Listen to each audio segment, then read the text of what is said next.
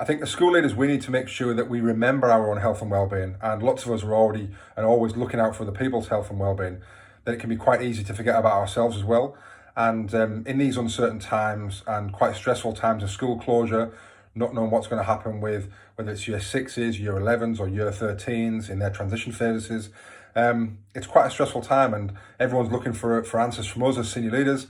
And in lots of these things, we haven't got those answers. So making sure that you look after yourself and you do whatever you would do throughout the week normally to de-stress and to have that kind of me time.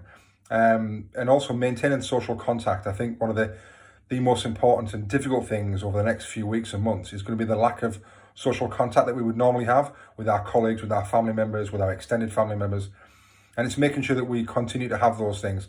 And lots of technology can do that, whether it's FaceTiming people, whether it's Zoom, whether it's Microsoft Teams, Google Classroom, whatever you use, making sure you maintain that contact and still feel part of a wider team and a wider organisation rather than just yourself, trying to do this all on your own.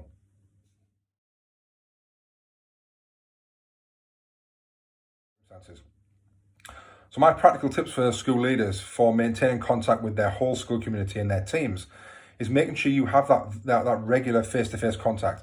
Now, with digital technology, this is quite easy to do now. And what my suggestion would be to schedule a regular weekly meeting with the teachers in your team, your staff, whether it's your senior leadership team, whether it's your phase team, your subject team, whoever it is.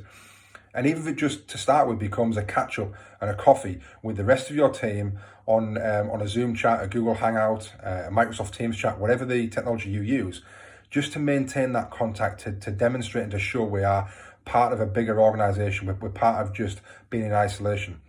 And then you can start to get into talking about the things that you want them to get on with, whether it's some tasks that you want to do, but ultimately it's maintaining that contact, which is really, really important. Moving that forward as well, something that we've done this week is we've done exactly the same for our parents and our students, and we've filmed a regular kind of what we call our Inside AGS, which is a video feature that we do to give parents an insight into everything happening at school. And we've done a face-to-face check-in with them to say, this is where we are, this is what's happening at school at the moment, we're in uncertain times. And it's really important, I think, for parents to hear from leaders as well, and not just feel that it's a series of emails and we can all read emails and Facebook messages in different ways.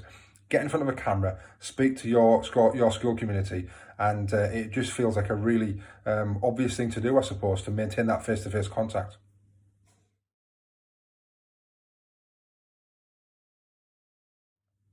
So my advice for governing bodies would be to just give whatever help you can. If you're a governor listening to this, your head teacher will be under extreme stress at the moment in trying to work out what the best thing to do for their school is. Do they open for more students? Do they close and protect their staff? Do they try and open to more vulnerable students? And it's a very, very difficult situation that the head teachers and senior leaders are in. So as a governor, it's just about lending your support in whatever way, shape you can. And I'm sure they'd be very appreciative. In terms of turning that around, then what would I say not to do is just to don't put too much pressure on them. Head teachers and senior leaders are doing the best they can at the moment. We haven't been in this situation before. There is no manual for this, so we're all kind of trying to work out what the best way is to do it. So literally, be there and be supportive, but take your foot off in terms of the pressure, because actually we're all trying to do the best we can.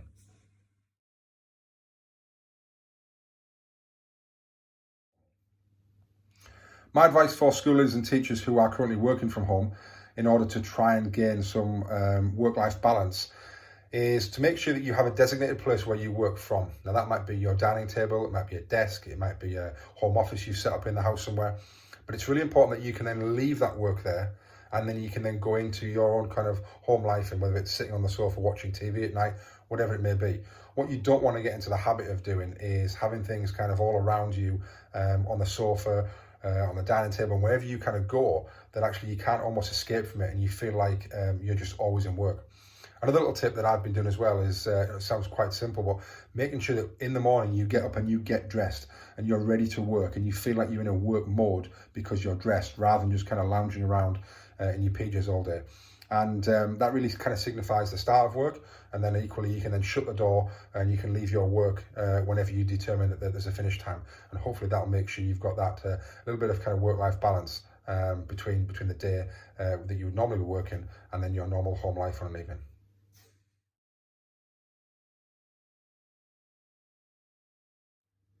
The most challenging aspect of coronavirus that I've seen and I've witnessed firsthand within school has been that head teachers all over the country have almost had to redesign their whole school method almost overnight as well.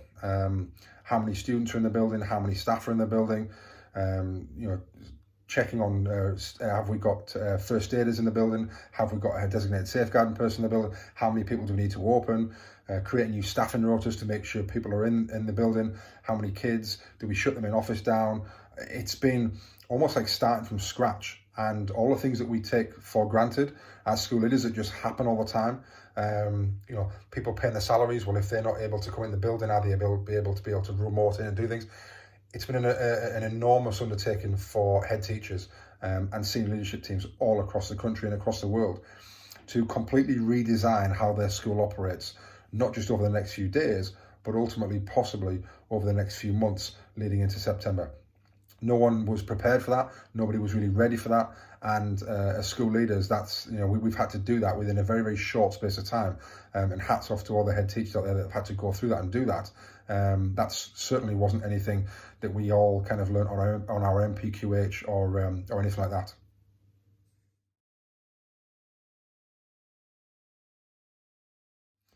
I think school leaders should be, or effective school leaders should be, ought to be thinking about the recovery period and what's going to happen when schools reopen, whether that is May, June, July, September, whenever that may be.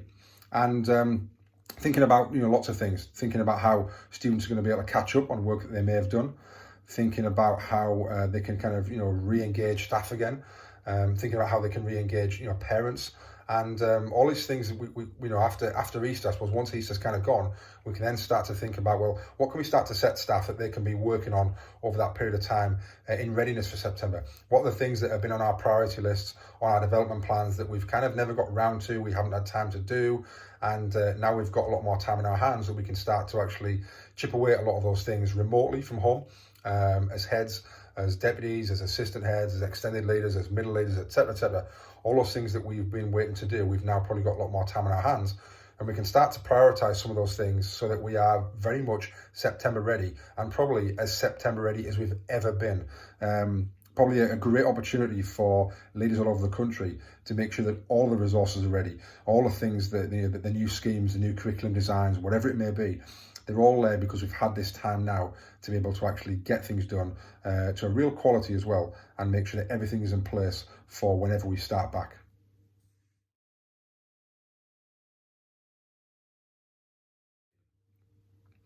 If I could tell school leaders to stop doing something right now, what it would be to reduce the amount of pressure on staff to be making phone calls to parents, asking them why students haven't logged in, why they haven't emailed their work back, why they haven't done this. And I think that's something we just need to stop, because we need to understand that remote learning is never going to be the same at this present moment in time as actual school lessons. And lots of parents are finding it very, very challenging, very difficult, very demanding to not only run their own businesses or their own work from home, but also to keep on top of the numerous emails that are flying back and forward from school about the work that they had to do. Parents may only have kind of one laptop to go around, 2 or 3 people in the house. They might not have broadband at all. They might have a weak broadband signal, lots of other things. And I think that we need to accept that, well, what we're trying to do with schools is keep students doing some little bits of work to keep them active and to help parents out as well. And we shouldn't feel that just because we're setting things that actually everyone's going to be doing them and it's going to be exactly the same as they would be if they were doing them in their classroom. So my advice would be to take the pressure off a little bit.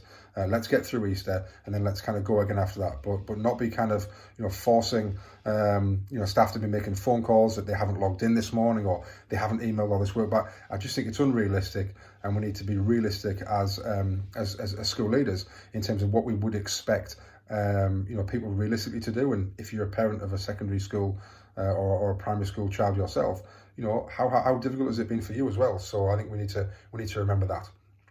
In flipping that on its head, then, what would I tell leaders to start doing is to really making sure that all those jobs that you want doing, all the things on your development plans, all the things that have been, I suppose, priorities, but you've never got round to them because other things have happened throughout the day, then let's start getting those done. Let's have all the resources ready for September. Let's be, really, really ready for whenever our school opens again, that we've got everything in shape, and we've got a really great curriculum, and we've got everything ready to meet the demands that our students bring us. And therefore, we should never have those opportunities next year where departments, phase teams, faculties are saying, oh, we need a day off timetable to do this. Well, actually, you've got that time right now. Use the time wisely. And instead of getting teachers stressed about contacting parents all the time that they haven't logged in for work and setting lessons every single day, let's redeploy their efforts and their enthusiasm in lots of different ways, and let's make sure we've got all their resources ready for September, whilst obviously setting some kind of work for the staff, for the students. But if you've got a really good structure that parents and students are following every day, then teachers can back off a little bit and they can redeploy their efforts in a far more purposeful way for your school moving forward.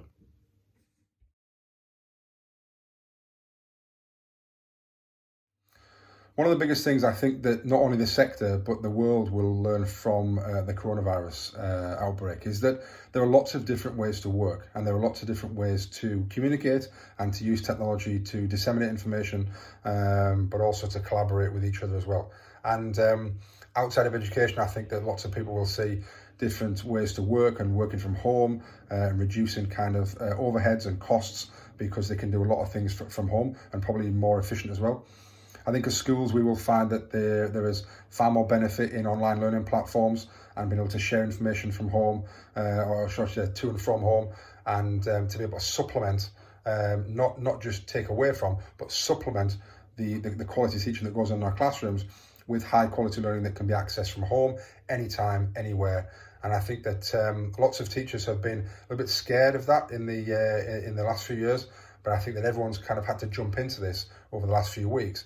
And I think it will allay lots of people's fears. And hopefully we will see the benefits of it, and that we can carry on this as a more of a blended and mixed method. So we've got our face-to-face teaching, which is obviously vital, but actually there are lots of other ways to get information back and forward, and to have that information and that education, that learning open 24/7. Just because your school gates are closed doesn't mean to say your learning environment should be closed as well.